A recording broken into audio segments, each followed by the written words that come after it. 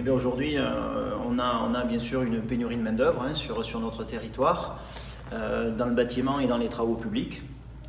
Donc l'idée, bien sûr, c'était de rendre encore plus attractif à la fois notre territoire, mais surtout nos beaux métiers du bâtiment où on recrute sans cesse et où on veut renouveler notre personnel parce qu'il est aujourd'hui bien sûr vieillissant et puis on a un savoir-faire qui disparaît sans qu'il soit transmis.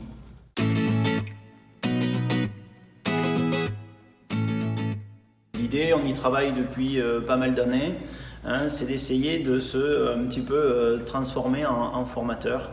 Donc l'idée, c'est d'apprendre un petit peu les bases à différents profils, qu'ils soient jeunes ou un peu plus âgés, des gens même qui veulent faire une reconversion. La formation a été montée grâce à plusieurs acteurs.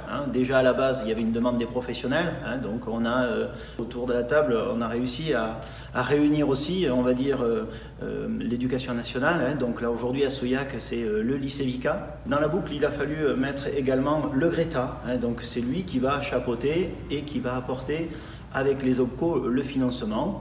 Et on a également associé le GEC, un groupement d'entreprises d'insertion qualifiante qui, lui après aussi, de par son réseau, avec également la Fédération du bâtiment, va pouvoir trouver aussi des professionnels pour aussi, après, continuer un petit peu des différents stages et autres mises à disposition dans d'autres entreprises.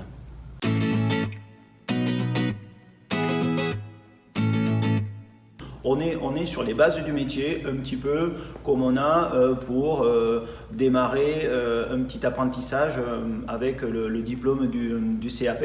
Le premier module, donc du coup, MPI, métier du plâtre et de l'isolation, va durer 3 semaines. Voilà. Et il y aura entre ces semaines, de toute façon, des retours en entreprise pour aussi un petit peu refaire un peu le point sur le chantier et avec le patron de voir qu'on soit bien cohérent.